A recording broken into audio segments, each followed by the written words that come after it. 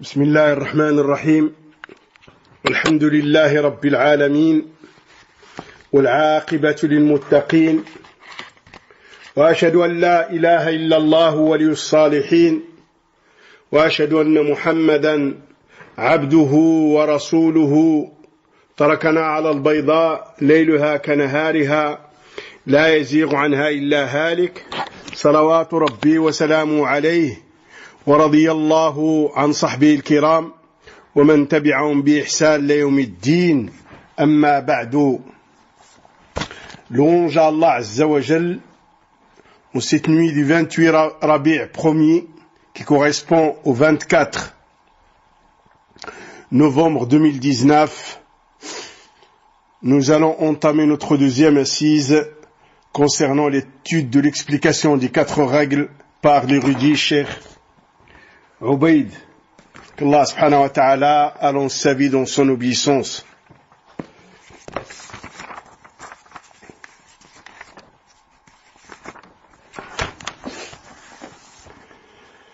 Lors de la première assise, nous avons pris le premier paragraphe qui était composé d'un important dua que l'auteur Mohammed ibn Abdul Wahhab rahimahullah ta'ala a fait pour le lecteur et pour celui qui lira et qui écoutera cette épître.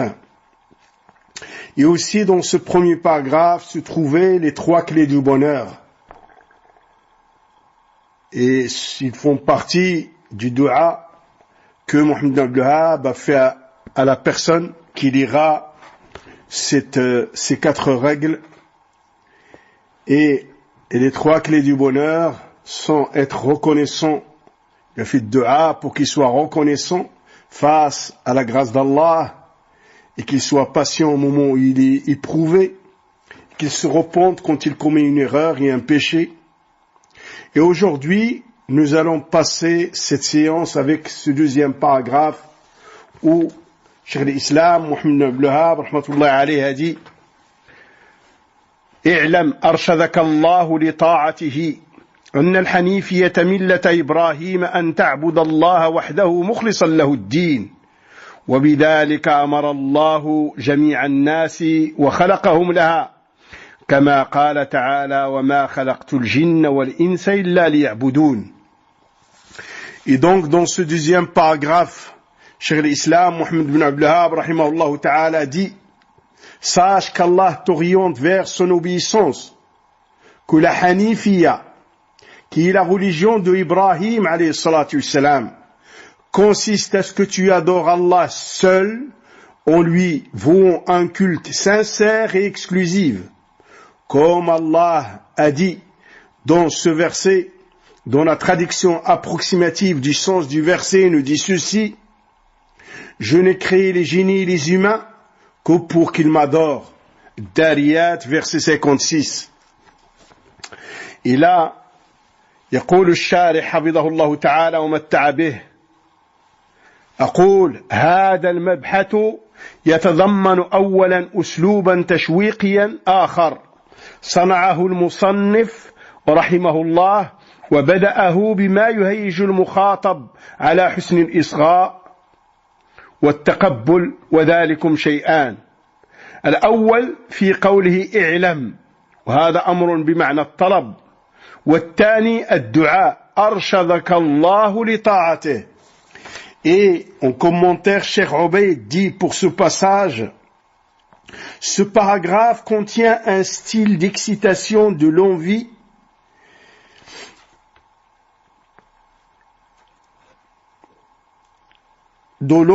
et de l'écoute et de l'apprentissage. Donc ce paragraphe contient un style d'excitation de l'envie, de l'écoute et de l'apprentissage que l'auteur a utilisé, que Cheikh l'Islam Mohammed ibn Abdul Wahhab a utilisé pour exciter l'envie de celui à qui il s'adresse à être attentif et à accepter ce qu'il va lui être adressé. Et cette excitation de cette envie de l'apprentissage et de l'écoute se trouve dans 2 choses. Dit Cheikh Ubayd hafidahullah. La première des choses, quand il a dit sache Et ça, c'est un ordre qui veut dire demande de la science. Donc le verbe est composé à l'impératif. Donc demande de la science.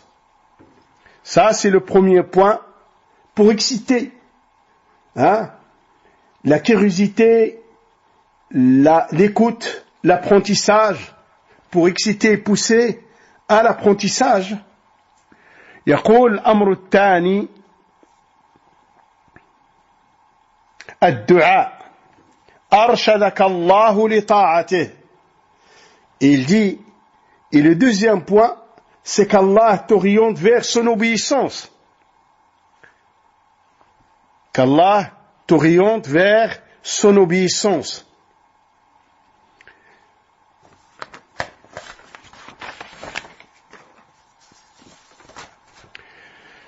قال الشارح حفظه الله فما من مسلم منصف سلم الله فطرته إلا هو يتشوق لما سيلقى إليه.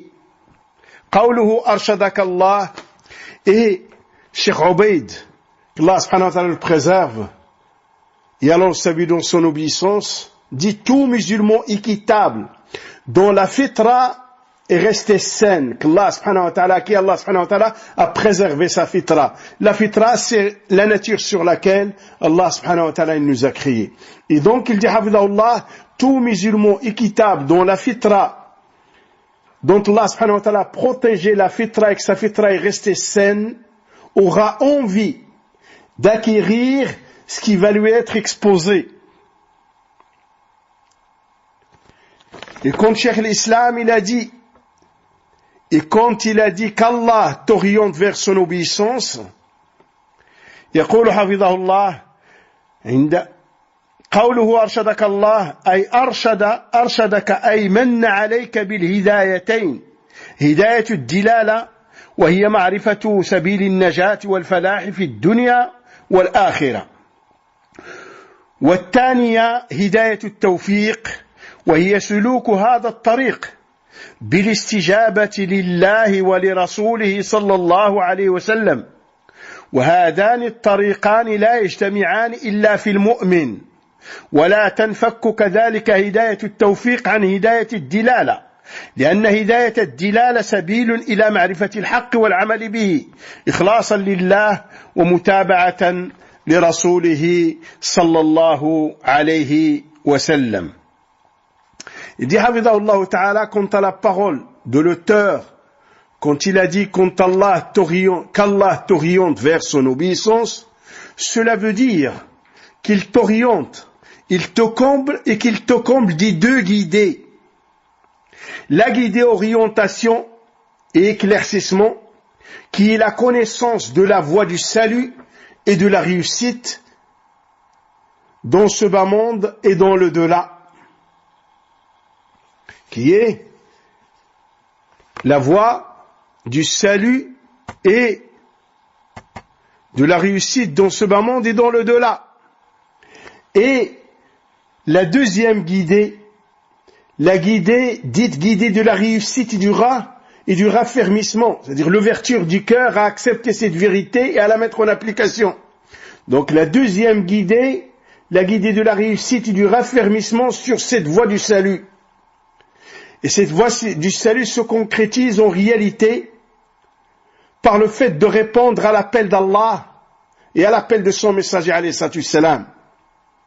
Et ces deux voies, c'est-à-dire ces deux guidées, ne se réunissent. Ils ne sont réunis que pour le croyant. Il faut savoir que la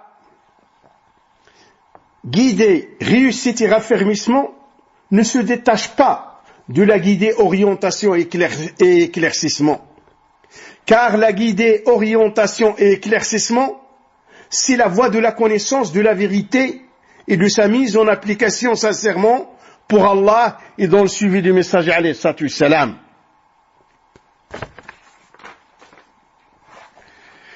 Et Cheikh Obeid de continuer son commentaire dans ce passage en disant وَأَمَّا الْكَافِرُ فنصيبه هداية الدلالة والإرشاد فقط ولا نصيب له في الثانية والمنافق له نصيبه من هداية الدلالة ونصيبه من هداية التوفيق ظاهرا.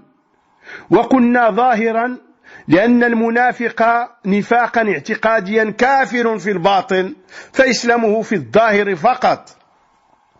Il dit Hafidahullah Ta'ala dans son commentaire de ce paragraphe, dans la continuité de son commentaire, quant au mécréant, sa part de ces deux guidées, c'est tout simplement la guidée orientation et éclaircissement. Et l'hypocrite, il a eu sa part de la guidée orientation et de la guidée de la réussite dans l'apparence.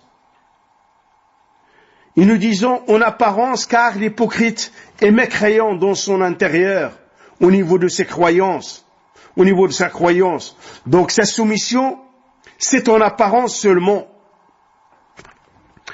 يقول حفظه الله ومتع به والطاعة طاعة الله هي فعل أوامره واجتناب نواهيه تقربا إلى الله بهذا وهذا. Et il dit حفظه ta'ala, l'obéissance c'est obéir à Allah en exécutant ses ordres et en s'abstenant de ses interdits pour se rapprocher d'Allah avec les deux, avec la mise en application des ordres et avec le fait de s'abstenir de ce qu'il a interdit, on veut avec le fait de se rapprocher d'Allah Azza wa Jal. يقول الشيخ عبيد وهذا هو ما يتميز به المؤمن على الكافر. الكافر قد تبلغه هداية الدلالة والإرشاد، فأبو جهل وغيره من الكفار بلغتهم الرسالة وفهموها وعرفوا حق الله عز وجل، لكنهم أبوا، لم ينقادوا لله ولرسوله صلى الله عليه وسلم. Il dit حفظه ta'ala, et ça c'est ce qui fait la distinction entre le croyant et le mécréant. Le mécréant lui arrive la guidée orientation et éclaircissement, comme Abu Jahl et d'autres mécréants. Le message leur est arrivé, ils l'ont compris et ont su le droit d'Allah qu'il contient, mais ils l'ont refusé et ne se sont pas soumis à Allah ni à son messager alayhi salatu wassalam. يقول حفظه الله أما أبو بكر رضي الله عنه وإخوانه من الصحابة ومن تبعهم بإحسان جعلنا الله وإياكم منهم، جمع الله لهم بين الهدايتين، هداية الدلالة فعرفوا حق الله عليهم وحق عباده أيضا، وهداية التوفيق وهي الاستجابة لله ولرسوله صلى الله عليه وسلم. Il dit حفظه الله تعالى, quant à Abu Bakr et ses frères parmi les compagnons et ceux qui les ont suivis à la perfection, qu'Allah fasse que nous soyons parmi eux, Allah leur a réuni les deux guidées, la guidée orientation et la guidée de la réussite. La guidée orientation, ils ont connu les droits d'Allah et le droit de ses serviteurs, et aussi la guidée réussite et raffermissement, ils ont répondu à l'appel d'Allah et à l'appel de son messager alayhi salatu wassalam. Donc ils ont eu la réunion des deux guidées, la guidée orientation et éclaircissement et la guidée de la réussite et du raffermissement sur la voie droite. يقول حفظه الله هنا يأتي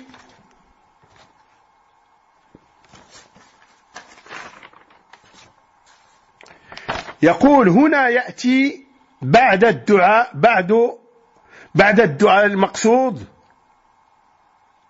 هنا يأتي بعد الدعاء المقصود فكأن سائلا قال وماذا أعلم. Il dit حفظه الله, et après ce dua arrive le but, comme si quelqu'un a posé la question, que dois-je savoir? L'ordre a été i'lam, sache qu'Allah subhanahu wa ta'ala t'oriente vers son obéissance. Et donc après ce dua, comme si quelqu'un a posé la question, que dois-je savoir? يقول الشيخ عبيد حفظه الله تعالى يعني الجملة بيانية، أن الحنيفية هذه بيانية، والبيان بعد الإجمال من أساليب التشويق، لأن النفس إذا بدأت بالإجمال تشوقت إلى ما بعده، هل بعده بيان أو لا؟ فإذا جاءها البيان وقد تهيأت كان ذلك أدعى لقبولها. أن الحنيفية ملة إبراهيم، الحنيفية نسبة إلى الحنيف، والحنيف من الحنف وأصله ميل في القدم. Et donc, après ce style de curiosité, et sache qu'Allah subhanahu wa ta'ala arrive la phrase que sache que la hanifiya, et ce style de phrase est une phrase éclaircissement. Et quand l'éclaircissement vient après les citations générales, c'est un style d'excitation de la curiosité. Car les gens ont entendu des choses citées en général.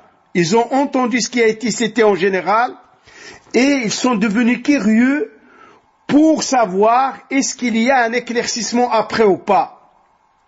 Et quand ils reçoivent l'éclaircissement et le détail, ils sont déjà préparés à l'accueillir et à l'accepter. Et donc, يقول إن الحنيفية ملة إبراهيم، الحنيفية نسبة إلى الحنيف، والحنيف من الحنف وأصله ميل في القدم. Et donc, il sache que la Hanifiya est la voie d'Ibrahim, c'est la voie d'Ibrahim alayhi salatu wassalam, par affiliation à la voie d'Ibrahim alayhi salatu wassalam. Et par affiliation, on dit de quelqu'un qu'il est Hanif. Et al-Hanif est dérivé du mot al-Hanaf. Et à l'origine, ce mot, c'est le penchement du pied d'un côté ou de l'autre. C'est-à-dire, le pied est penché d'une personne et penché d'un côté ou de l'autre. لكن يقول الشيخ وشرعا هي الميل قصدا بالكلية عن الشرك إلى التوحيد. وقد أثنى الله سبحانه وتعالى على خليله إبراهيم صلى الله عليه وسلم بالوصف بالحنيفية في مواضع كثيرة من كتابه. قال تعالى: ما كان إبراهيم يهوديا ولا نصرانيا ولكن كان حنيفا مسلما وما كان من المشركين. Et la Hanifiya, au niveau de la législation, au niveau de sa signification au niveau de la législation religieuse et au niveau de la religion, c'est pencher volontairement et entièrement de l'associationnisme vers le monothéisme. C'est-à-dire s'écarter complètement de l'associationnisme en allant vers le monothéisme. هذا c'est الحنيفية. Au niveau de la législation,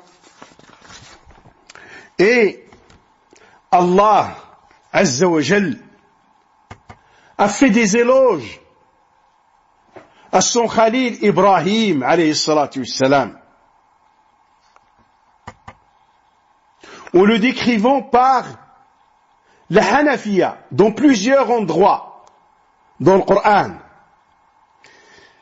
Et il est dit dans la traduction approximative du verset que Cheikh Ubayd a cité ici, il est dit Ibrahim n'était ni juif ni chrétien, il était hanif, ça veut dire pur monothéiste. Il n'était point, il ne faisait pas partie du nombre des associateurs. Verset dans Surat Al-Imran numéro 67.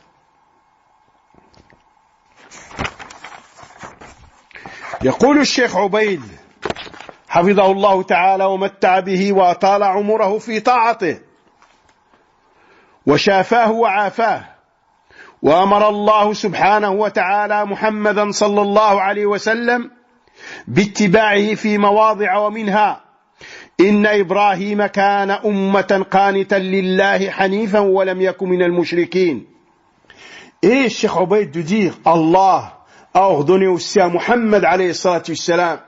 Il y a tous ceux qui suivent Muhammad alayhi salatu salam, dont maintenant ont droit dans le Coran de suivre Ibrahim alayhi salatu salam.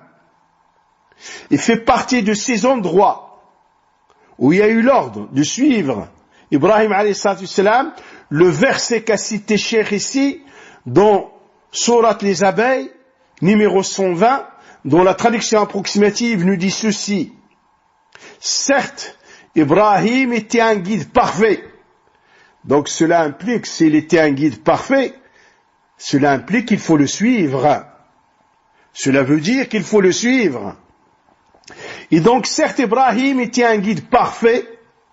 Il était soumis à Allah, lui vouant constamment et exclusivement le culte, et il était hanif, c'est-à-dire pur monothéiste, et il ne faisait point partie du nombre des associateurs. يقول الشيخ عبيد حفظه الله: وبهذا نعلم شيئين، أحدهما أن دين الله الذي اختاره لعباده وبعث به رسله وأنزل به كتبه هي الحنيفية، وهي دين إبراهيم الخليل صلى الله عليه وسلم، كما أنها دين من قبله من النبيين ومن بعده من المرسلين إلى خاتمهم محمد صلى الله وسلم عليهم أجمعين. Cheikh Obaïd de dire, et avec cela nous savons deux choses.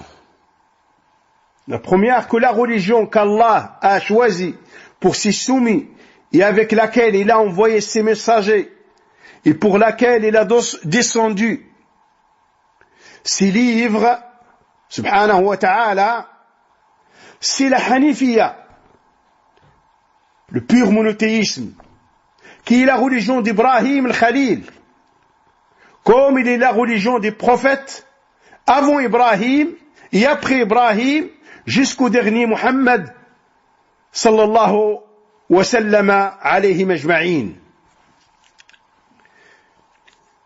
Et Khalil Ibrahim est désigné comme Khalil, comme Muhammad alayhi salatu salam est désigné comme Khalil, c'est celui qui aime d'un amour qui n'accepte pas le partage. C'est pour ça qu'Allah subhanahu wa ta'ala les a désignés comme Khalil. Salawatu Rabbi wa salamuhu alayhim ajma'in.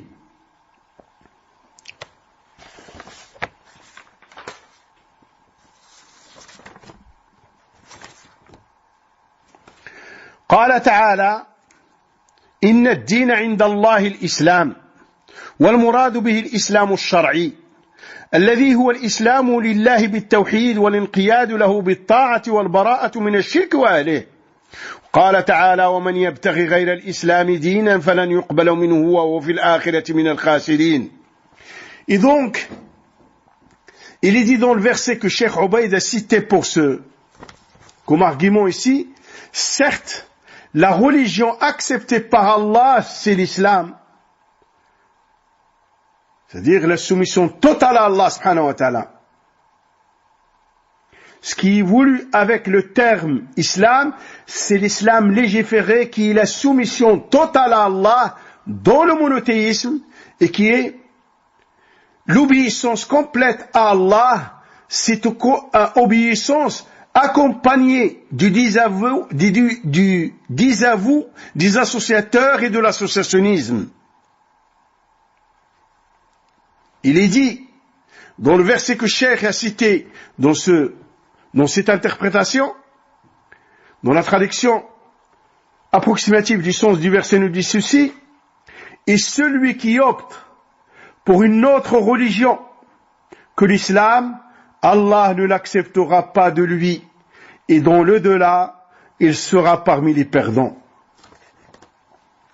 يقول الشيخ عبيد: وقال صلى الله عليه وسلم: الأنبياء إخوة من علات وأمهاتهم شتى ودينهم واحد. والمعنى أن الأنبياء عليهم الصلاة والسلام متفرقون في النسب ومجتمعون على دين واحد وهو الإسلام.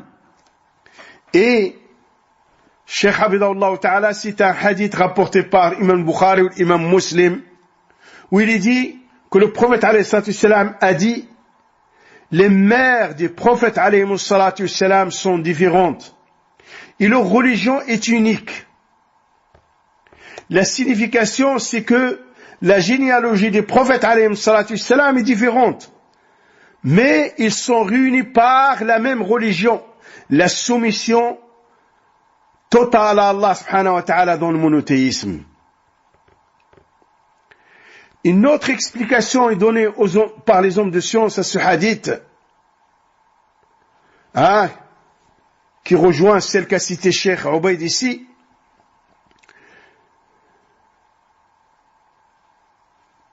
Qui veut dire que les prophètes alayhim salatu wassalam, leurs législations sont différentes, mais leur religion, qui est le monothéisme, est unique. Dire leur religion, c'est le monothéisme, et les législations sont différentes d'un messager à un autre et d'un prophète à un autre. Sauf les prophètes de Bani Israël qui sont venus pour remettre à jour la législation de Moussa alayhi salatu wassalam. Et الشيخ عبيد cité un autre hadith يقول: وفي الصحيحين عن أنس قال قال رسول الله صلى الله عليه وسلم لأبي بن كعب: إن الله أمرني أن أقرأ عليك لم يكن الذين كفروا قال: وسماني لك قال: نعم قال: فبكى رضي الله عنه وارضاه. Et donc Cheikh Ubayd de citer un autre hadith pour prouver que l'islam de tous les prophètes alayhi salam, c'est le monothéisme. Ce hadith est rapporté par l'imam Bukhari et l'imam Muslim, le hadith d'Anas, qui a dit que le Rasoul sallallahu alayhi wa sallam a dit à Ubay ibn Ka'b: Allah m'a ordonné de te lire ce verset, cette sourate, c'est-à-dire ce verset dans sourate al-Bayyina. Les infidèles parmi les gens du livre. Ubay a dit au messager alayhi salam: il m'a nommé à toi, ô messager d'Allah. Le messager d'Allah lui a dit oui, et Ubay a pleuré, radiyallahu anhu wa ardah. ورواه أحمد والترمذي عن زر بن حبيش عن أبي رضي الله عنه ولفظه عند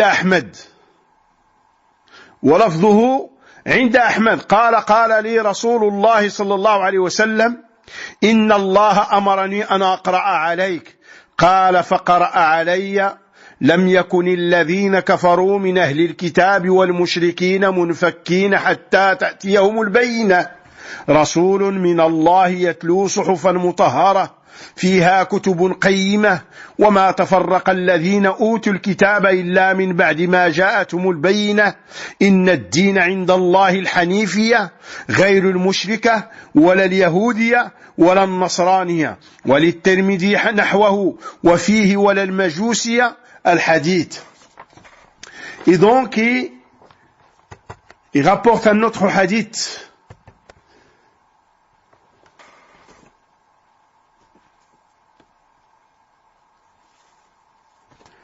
et il est aussi rapporté par Ahmed, par l'imam Ahmed et par Tirmidhi, de Zar ibn Hubaysh, qui le rapporte de Ubay, et l'expression chez l'imam Ahmed, Ubay a dit que le messager d'Allah m'a dit, c'est-à-dire que le messager d'Allah Azza wa Jal lui a dit: Allah m'a ordonné de te lire, et il m'a lu. Rasul sallallahu alayhi wa sallam lui a lu: les infidèles parmi les gens du livre n'allaient pas se détacher de leurs mécréants jusqu'à ce que leur arrive la preuve qui leur a été annoncée dans leur livre. Un messager d'Allah, c'est-à-dire Muhammad alayhi salam, qui leur récite un Coran dans des feuilles purifiées. Ces feuilles contiennent des annonces véridiques et des ordres justes. Et ceux qui ont reçu le livre se sont divisés et divergés une fois que la preuve de la prophétie de Mohammed alayhi salatu wassalam s'est établie. C'est établi selon la description qu'ils avaient dans leur livre. Certes, la religion acceptée par Allah, c'est la Hanifiyya et non l'associationnisme et non plus le judaïsme et non plus le christianisme. Et dans la version de Tirmidhi, dans le même hadith, et non pas le Majousiyya, c'est-à-dire ils n'ont pas la voie des adorateurs du feu. Donc ce hadith prouve quoi? Que la Hanifiyya, c'est la religion qu'Allah subhanahu wa ta'ala aime et agrée. Le monothéisme qu'Allah subhanahu wa ta'ala, qui est la base de toutes les religions. Sans le monothéisme, aucune œuvre ne serait acceptée. يقول الشيخ عبيد حفظه الله: الشيء الثاني بطلان الدعوة التي ترفع بها جماعة الإخوان المسلمين عقيرتها بأن الديانات السماوية ثلاث كما يزعمون الإسلام واليهودية والنصرانية. Et on retient aussi dans ce paragraphe qu'a cité, qui est en train d'interpréter Cheikh Obaid, il dit, on retient aussi un deuxième point, qui est la nullité et le faux de cet appel que fait le groupe des frères musulmans, qui prétendent que les religions célestes sont au nombre de 3, l'islam, le judaïsme et le christianisme. Il dit, cette da'wa, il est nul et non avenante. يقول الشيخ عبيد حفظه الله ومتع به: وتمت أمر آخر وهو بيان الحكمة التي خلق الله من أجلها الثقلين الجن والإنس، وهي عبادته وحده، وهي عينها ملة إبراهيم صلى الله عليه وسلم. واستدل المصنف بآية الذاريات: وما خلقت الجن والإنس إلا ليعبدون. وفي هذا دليل على أن الجن مكلفون، ومقتضاه أن لمحسنهم الثواب وعلى مسيئهم العقاب. وكذلك تفيد فائدة أخرى، وهي أنهم بلغتهم الرسالات والنبوات. الشيخ عبيد de dire, et là il y a un autre point, une autre faïda, c'est l'éclaircissement sur le but pour lequel Allah subhanahu wa ta'ala a créé les deux mondes, le jinn ou l'ins, les humains et les djinns. Et ce but, qui est le fait de réserver le culte exclusivement à Allah subhanahu wa ta'ala, de lui vouer exclusivement toute forme d'adoration. Et il dit, et ça c'est la voie d'Ibrahim alayhi salatu wassalam, c'est la Hanifiyya. Et l'auteur, Cheikh Mohammed Abdul Wahhab, rahmatullah alayhi, a cité comme preuve pour cela le verset dans Surat Dariyat, où il est dit dans la traduction approximative du sens du verset: je n'ai créé les génies et les humains que pour m'adorer. Juste pour qu'ils réservent le culte exclusivement à Allah subhanahu wa ta'ala.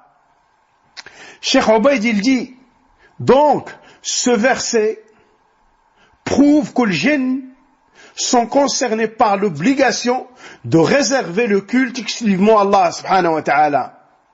Ce qui implique que les bienfaisants parmi eux seront récompensés, et ceux qui feront le mal et qui font le mal seront châtiés.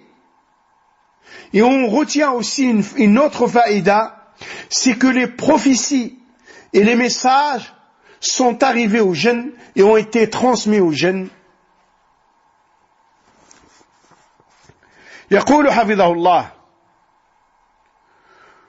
والمراد بالطاعة في اللغة موافقة الأمر بفعله وموافقة النهي بتركه. Il dit حفظه الله, ce qui est voulu avec l'obéissance. Linguistiquement, au niveau de la langue arabe, c'est de concorder avec l'ordre par sa mise en application et de concorder avec l'interdiction par l'abstinence, par le fait de s'abstenir de cette chose qui est sur l'interdiction. Il faut s'en abstenir. يقول المراد بها في الشرع فعل المأمورات وترك المنهيات وتصديق أخبار الله ورسوله سواء كانت هذه الأخبار تدرك بالحس والمشاهدة أو من أنباء الغيب ومن الطاعة المحافظة على الفرائض والاستكثار من النوافل. Il dit حفظه الله تعالى, et ce qui est voulu avec le terme obéissance, avec l'obéissance dans la législation, dans la religion d'Allah, c'est mettre en application les ordres d'Allah subhanahu wa ta'ala et s'abstenir de ce qu'il a interdit et prendre comme véridique et y croire tout ce qu'Allah a annoncé et ce qu'a annoncé son messager alayhi salatu salam.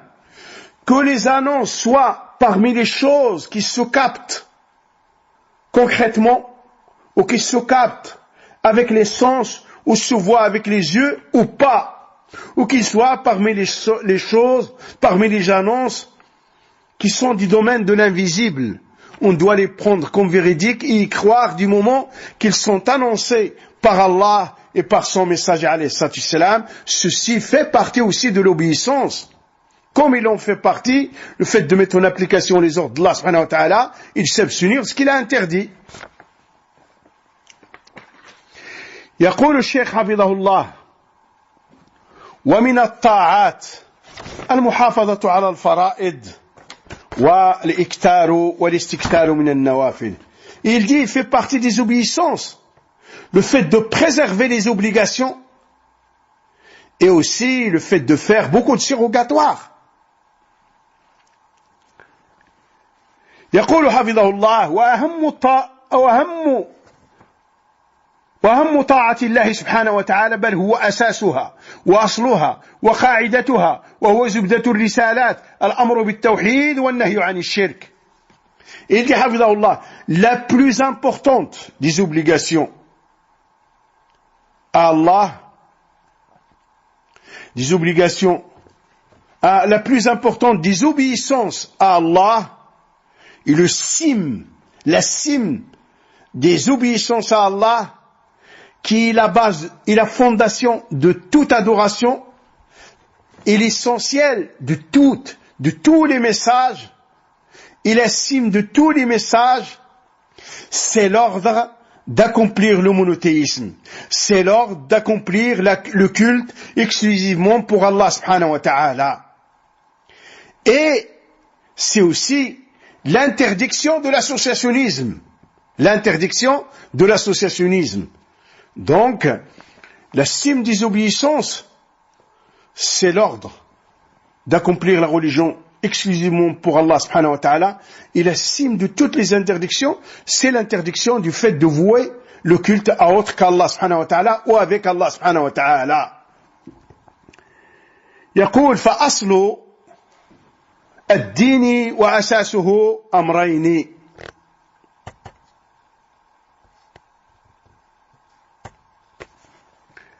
الأول الدعوة إلى عبادة الله وحده والتحريض على ذلك والموالاة فيه وتكفير من تركه. Il dit حفظه الله تعالى, car la fondation principale de la religion et la base principale de la religion, c'est deux choses. La première, l'appel à l'adoration d'Allah exclusivement et inciter les gens et orienter les gens vers le fait d'accomplir la religion sincèrement pour Allah et s'allier pour le monothéisme et prendre comme mécréants ceux qui délaissent le monothéisme. S'allier pour cela et prendre comme mécréants tous ceux qui tombent dans l'associationnisme et qui délaissent le monothéisme. يقول والثاني الإنذار وإن شئت فقل التحذير من الشرك في عبادة الله والتغليظ في ذلك والمعاذاة فيه وتكفير من فعله. Il dit le deuxième point qui fait partie de la base de cette religion, c'est l'avertissement contre toute forme d'associationnisme dans les actes d'adoration. Et la fermeté à ce niveau-là. Et se désavouer des associateurs et les désigner comme mécréants.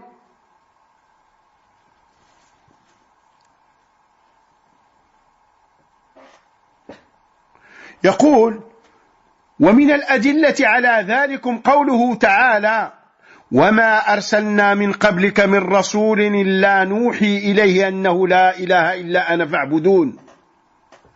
Et donc il dit, fait partie des preuves pour cela, pour ces deux fondements principaux de la religion, qui sont le monothéisme, l'ordre du monothéisme et l'interdiction de l'associationnisme, dit, fait partie des preuves pour cela, le verset dans Surat Al-Anbiya, les prophètes, verset 25, où la traduction approximative du sens du verset nous dit ceci: certes, tout messager que nous avons envoyé avant toi, c'est-à-dire avant toi, ya Muhammad, nous lui avons révélé qu'il n'y a d'autre digne d'être adoré qu'Allah. Réservé à Allah le culte exclusivement. Et ça, comme il a été dit auparavant, c'est la cime du message et de la da'wa de tous les prophètes alayhi salatu wassalam. Et c'est la fondation de toutes les da'was de tous les prophètes alayhi salatu wassalam. Et on arrête là, Inch'Allah, pour aujourd'hui. نسأل الله سبحانه وتعالى أن يجعلنا وإياكم من الذين يستمعون القول فيتبعون أحسنه إنه ولي ذلك والقادر عليه. سألوه سبحانه وتعالى أن يطيل عمر شيخنا الشيخ عبيد في طاعته وأن يشافيه ويعافيه وأن ينفعنا بعلم علمائنا ونجعلنا وإياكم من الذين يلزمون غرز العلماء ويتقيدون بتوجيهاتهم ونصائحهم. ونسأله سبحانه وتعالى أن يخرجكم من تلكم الديار سالمين غانمين إنه ولي ذلك والقادر عليه. وسبحانك اللهم وبحمدك أشهد أن لا إله إلا أنت أستغفرك وأتوب إليك. وصل اللهم وسلم وبارك على محمد وعلى آله وصحبه أجمعين. بارك الله فيكم وأحسن الله إليكم. جزاكم الله خيرا.